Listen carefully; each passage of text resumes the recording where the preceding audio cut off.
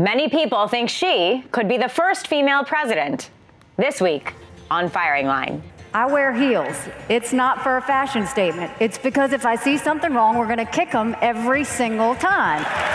Her resume is a string of firsts and some delicate diplomacy. Nikki Haley was the first person of color and the first woman to become a governor of South Carolina, a Republican who took down the Confederate flag. It's time to move the flag from the Capitol grounds. She then became the first Indian American to serve in a president's cabinet, the ambassador to the United Nations who pushed her version of Donald Trump's America First policy. You are going to see a change in the way we do business. For those that don't have our back, we're taking names. Haley says she voiced her disagreements with President Trump directly and in private. I told him the truth. If I saw something wrong, I said that I thought it was wrong. With the nation facing impeachment and a divisive presidential election, what does Ambassador Nikki Haley say now? Firing Line with Margaret Hoover is made possible by the Margaret and Daniel Loeb Foundation, Robert Graneri through the Vanguard Donor Advised Fund, the David Tepper Charitable Foundation, Inc.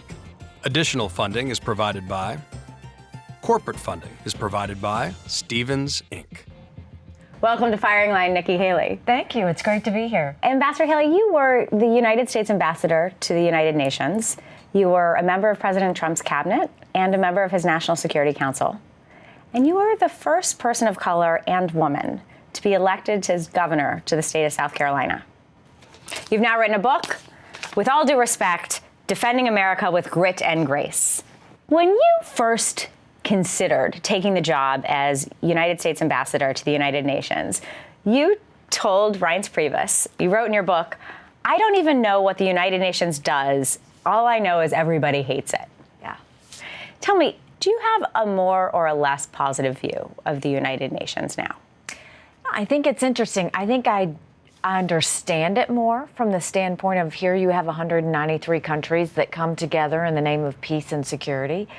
But whether it succeeds depends on how they take it forward. And I said this to the Secretary General and to the ambassadors when I left, is if the United Nations is going to be successful, it has to change with the times. They have to start talking about things that are uncomfortable to talk about. They have to talk about what Maduro's doing in Venezuela. They have to talk about 1 million plus Uyghurs in concentration camps in China. They have to talk about these things they don't want to talk about. To continue to talk about decades-old issues as if they're relevant today is what makes people doubt the United Nations. Well, I'm glad you mentioned the Uyghurs and Venezuela, Maduro. Human rights was a focus of yours when you were UN ambassador. And I wonder what helped you decide to make human rights a focus? I think I strongly believe that every single person deserves human dignity. And what I saw was if a government doesn't treat its people well, conflict will follow. And so if we defend human rights, it's prevention towards conflict. You can look at what happened with the Arab Spring. You can look at Syria. It started with a group of teenagers that just spray painted something on the wall against the government. And the government came in, took those kids, beat them, pulled their nails out, returned them bloody and bruised to their parents, and their parents went to the streets and protested. How a government handles people using the power of their voice dictates whether conflict will happen. So if we always fight and defend human rights for all people, we're actually doing prevention of conflict later. Do you believe that President Trump cares about human rights as much as you did when you were there? I do think he cares about human rights because when I was going and pushing for human rights to be heard in the United Nations, he was the one that was supporting me in doing that. So he also understands the importance of standing up for people who can't stand up for themselves. Would it be helpful if he expressed it as often as you did? Well, I tried to pick up the pieces when I didn't think the administration was saying it enough. That's when I tried to go and really put an emphasis on it. And so my job was to go and support what he was doing, but also add another layer to talk about the things that I thought were important that I knew he cared about. So when you were at the UN, ultimately the United States ended up withdrawing from the UN Human Rights Council. as I understand it, you had two main criticisms of it. One of them had to do with who the other members of the council were. Right. Why was that important? Well, I think that, what had happened was the Human Rights Council became a place that human rights abusers went to so that they wouldn't be called out. When you've got Saudi Arabia, when you've got Venezuela, when you've got the Democratic Republic of Congo sitting on the Human Rights Council, it automatically disqualifies it from being anything related to human rights. And then the second thing was, you have all of these issues happening in the world, but they have one agenda item that focuses solely on Israel. And so the Human Rights Council really was a place to do Israel bashing and for human rights abusers to hide and keep anyone from calling them out. In fact, as you point out in your book, the Human Rights Council criticized Israel 10 times as much as it criticized countries like Iran. It did, yes. So then how do you answer your critics who say that you value American leadership and American leadership is important in the world? So how do you continue to emphasize and focus on human rights if you withdraw from the organization whose central purpose is to focus on human rights? We had literally over 100 meetings trying to reform the Human Rights Council, and everyone, for the most part, agreed with us that it was an embarrassment. But no one would go out publicly and say it. And the last straw for me was they came back to me and said, but the United States is the last great hope for the Human Rights Council. And I thought, why would we legitimize something that's such a farce? We can fight for human rights. We don't need a farce council to do that. In your book, you also write that the UN, not just the HRC, but the UN, has a long, ugly history of anti-Israel bias. You give many examples in your book, including in 1975 when the UN declared that Zionism was actually equivalent to racism. And the UN ambassador at that time was Daniel Patrick Moynihan, who came on this program with William F. Buckley Jr. a year later to discuss that. I'd like you to take a look and react. On the Zionism matter, that was a not of interesting day, and it's been very badly reported that if you resist these nations, they will get angry and never forgive you, and so forth. Well, in fact, they were angry and had never forgiven you in the beginning, and partly because it was cost-free. Mm-hmm. The proposition that Zionism is a form of racism, racial discrimination, which is an outrageous, infamous lie. We are still the most important country in the world, and they know it. Well, I think they do know it, and I think that the knowledge of it is sometimes a temptation to tweak our tale on the grounds that they can do so with relative impunity, which has been historically something that you have greatly resisted. My question to you is, did you encounter this attitude that Moynihan discusses about a concern about angering nations who would vote against Israel? I think that when I came in, it was just so amazing at how abusive these countries were to Israel. And to me, what was important was that we have the backs of our allies. Yeah. And Israel's a bright spot in a tough neighborhood. And what there was a habit of just beating Israel down because they could.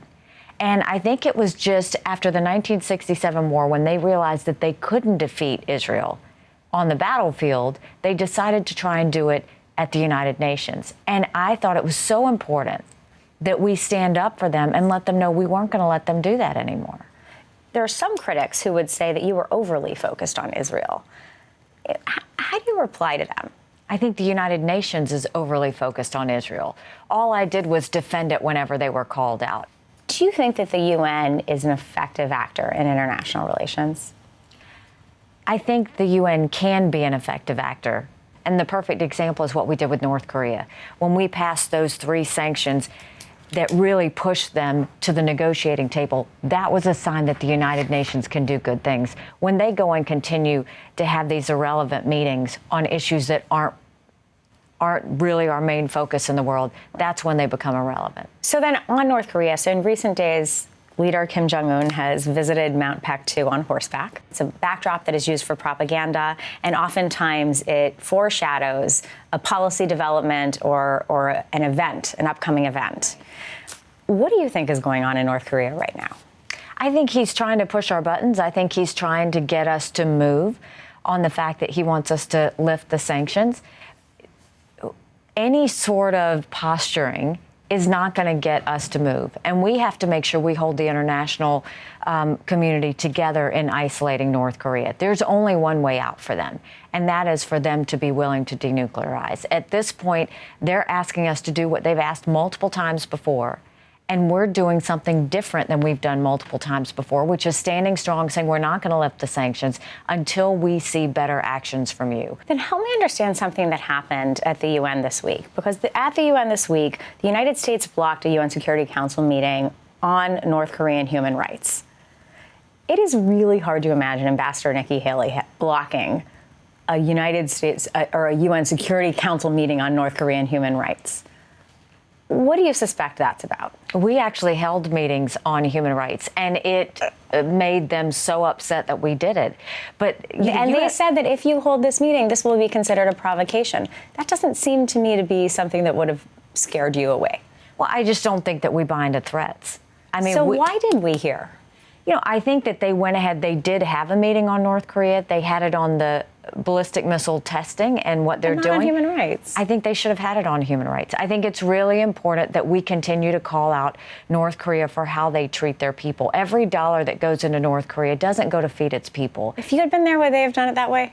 I would have pushed back. I would have pushed back and said, we have to address this. We have to keep fighting for the people in North Korea who want a better life. Do you suspect it was a negotiation happening behind the scenes between, President Trump and his national security team? It's hard for me to know what's going on there right now. I would guess that they did show signs of threats and they did want to have the United States pull it down. I just would advise, be very careful. Don't listen to the threats. The second we start listening to the threats, they think they've got an in with us.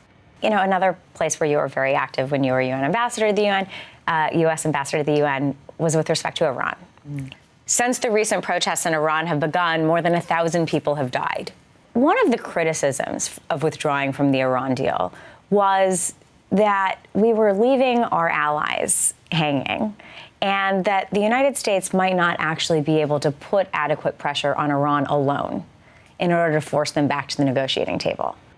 Does this demonstrate that actually American sanctions can work by themselves and American leadership can work on its own? Well, I think it was important for us to lead in the way that the United States said we're not going to turn a blind eye to all this bad activity by Iran. Just because you get involved in a deal, if the deal's not working, you don't stay in it because of your own ego being part of the deal. You get out of it and say, this isn't working, we're going to change it. Do you think that there is a chance that they will come back to the negotiating table? We know Iran is in a worse spot than they were before they signed the deal in the first place. So they are feeling the pressure. They could make one of two decisions. They can either go the extremist, dangerous route that we know that they've done before, or they can come back to the negotiating table. The best way for us to hope that they come back to the negotiating table is for our allies to join in isolating them like we did with North Korea, to where they don't have anywhere else to turn. And I think we're getting close to that. As long as they have an out, they're going to try and push back as much as they can. But we have to remember, the United States doesn't respond to fear. The United States shows strength. The United States needs to lead, and the United States needs to remind the rest of the world why Iran is dangerous and why we have to make sure that we isolate them in every way that we can. Another question for you. The New York Times editorial board, which has rebuked so many Trump officials and cabinet officials, wrote when you left the administration, while Mr. Trump's America First policy is a harsh rejection of multilateralism, many United Nations diplomats valued Ms. Haley as a pragmatic envoy who could explain the president to a world confused by the chaos in Washington. First of all, I've rarely heard such a laudatory New York Times editorial about a Trump administration official. But do you view that in hindsight as what your role was, to explain President Trump to the world? I wanted them to know what the United States was for, and I wanted them to know what we were against. And I didn't want there to be any gray area. I didn't worry about them liking us. I worried about them understanding and respecting us. And so whether that was explaining the actions of the president or whether that was explaining why it was so important to the American people, I thought that was my job. As you were a bit of a translator between the UN and the U.S., I remember in your book you wrote about how you told the president to think of the UN as church. Yes. That it wasn't a rally. Right. Here is a clip of the president at the UN. Let's take a look. In less than 2 years, my administration has accomplished more than almost any administration in the history of our country. America's so true.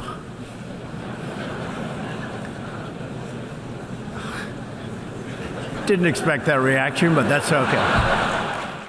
As you hear the General Assembly laughing at President Trump, there's a recent Pew study that suggests that America's standing in the world after the last 3.5 years has actually declined among many nations. There is a sense that a once steadfast belief in the dependability of the United States with our allies has slipped. Other countries need to understand it's not the United States' role to carry the weight of the world. They have to do their part. So we've had hard discussions with our brothers and sisters in Europe and around the world that just expect us to do for them with no partnership in return. And so having them step up in NATO and having now what was 4 countries paying their share, now being 9 countries paying their share, that tough love needed to happen. The other side of it is we have to have the backs of our allies. They need to know that when we're in the foxhole, we've got their back. And that's why that Syria decision was so important, because when the Kurds have lost so much blood in the name of fighting terrorism, we have to stand with them. We have to let them know that that bloodshed mattered. And I'm glad the president decided to leave troops there, whether it's to guard the oil or for other reasons, because for intelligence purposes, but also for the fact that that partnership, we have to let them know it meant something. I agree with you that that's the message the world needs to hear, but I'm not sure they're hearing it, which is, I think, what's reflected in this Pew study, that our standing still has slipped. Sometimes when you lead, people don't like it, but we should make sure that they know we're going to stand in allegiance with our allies, but we're going to have tough love with our brothers and sisters to know we're in this together and we all have to sacrifice and pull weight. You know, another one of your predecessors at the UN, Ambassador Jeane Kirkpatrick, appeared on this program with William F. Buckley Jr. in 1985 and addressed the question of whether, given all of its problems, the United States should leave the UN altogether. What do you say to that? I think it depends on whether the UN is relevant. As long as they are willing to talk about the hard issues, the United States should stay part of that discussion. But as it is now, they have to start looking at the burden sharing. They've got to start moving with the times. They have to be flexible to realize they've got to change. It's not the United States that needs to change. It's the United Nations that needs to change with where the world is today. And so I think it's to be decided based on whether we are getting a return on our investment. That's what I always fought for, was for the American people to get a return on our investment for being in the United Nations. We give a lot of money. We've got to get something back for that. Do you think it should always be an open question whether we're part of it? I think we should continue to push the United Nations to be relevant. And if they're not going to be relevant, I don't think we always need to be a part of it. I'd like to shift gears.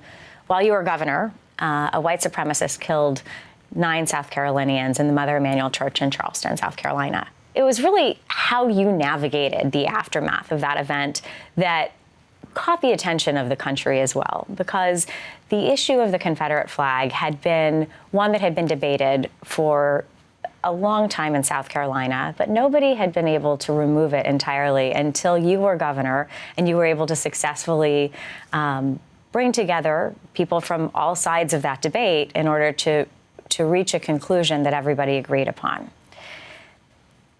In a recent interview, that debate was rehashed. That debate was opened back up, and you have recently written an op-ed in the Washington Post about what you said in that interview. Help maybe clarify and answer this question about how the killer hijacked the flag from people who saw it as service and sacrifice. Well, I think it's interesting, and it shows the times that I've literally said the same things for all the years since.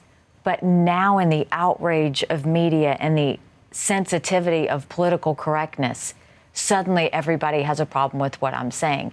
What I said was, the reason this was so hard was we needed a 2/3 vote to bring the flag down. I saw an opportunity to make something right. The Confederate flag, I've said from the very beginning, never should have been there in the first place. But because it was there, I saw the opportunity that maybe we could have a conversation about bringing it down. But in order to bring a compromise, you have to be able to respect the views of your people. There were two different sets of people. One set of people saw the Confederate flag as pain and racism and slavery. Mm-hmm. The other set of people saw it not as racism, but as heritage and sacrifice and service. If I had gone and condemned those people that saw it that way, that flag never would have come down. Instead, I had to acknowledge the thoughts of both and say, but now it's time for our state to move forward. And through those actions, I called for the Confederate flag to come down, and it came down. And, you know, if you go around vilifying people for their views, mm-hmm. they're not going to listen to you, much less work with you.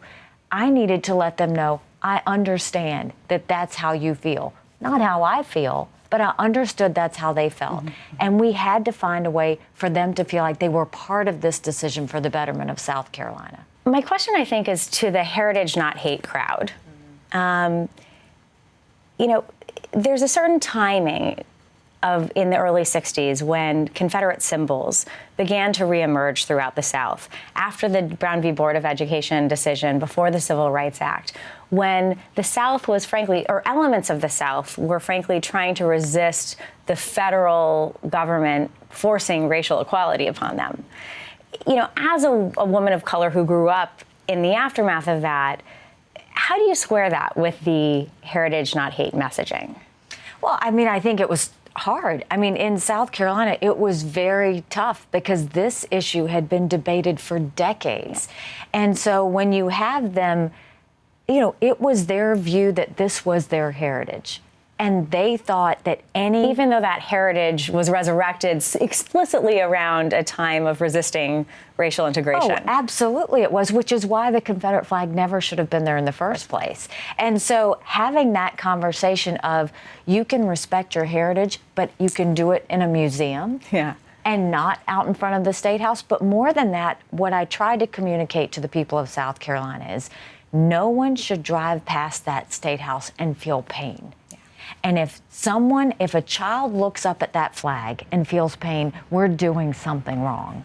And that was the goal. That was, at the end of the day, was to make sure that the pain I felt growing up as a brown girl in a black and white world shouldn't be the same pain of a child growing up today looking at that State House. I want to ask you about the future of the Republican Party.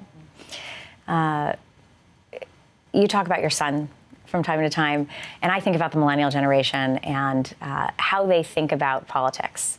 Where the Republican Party is now is not in a place where it's speaking to the generation of your son. The values, the sensibilities. What is it going to take to motivate and capture the imagination of your son's generation to the ideas that you espouse as a Republican? Well, I think that, first of all, I think the next generation, I have so much hope for, because I go around and talk to high school and college kids. They know the power of their voice. They're going to use it. We have to make sure we get the right information in front of them so that they have the facts to do that. But I think the Republican Party should always want to get better. And I think in order for the Republican Party to get strong now, they have to go places that are uncomfortable to go. They have to talk to people they've never talked to before.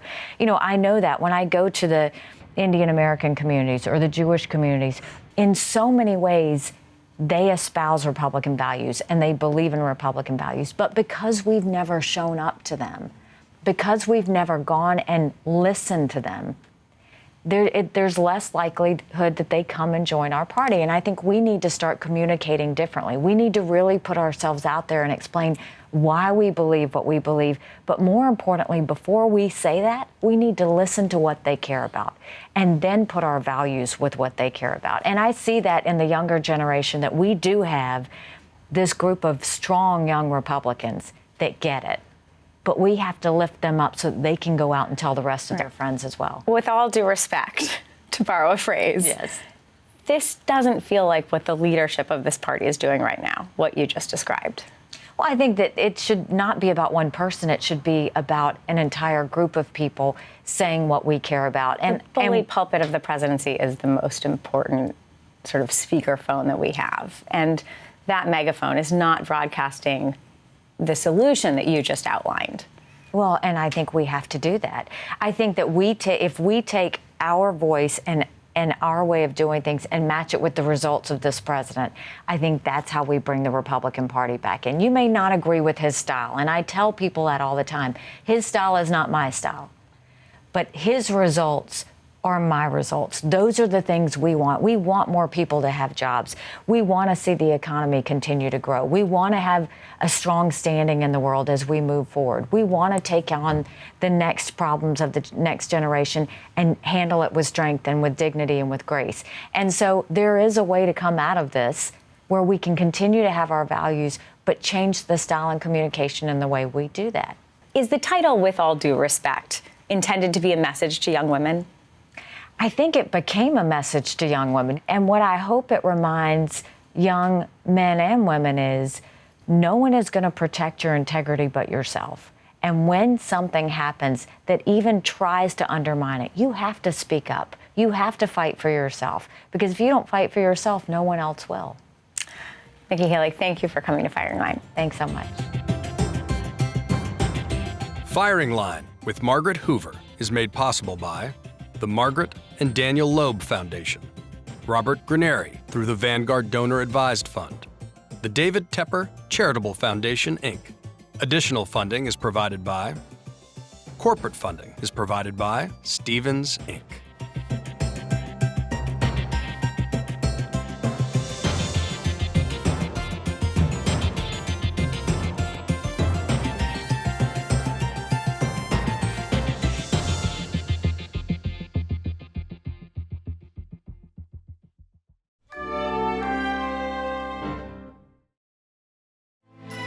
You're watching PBS.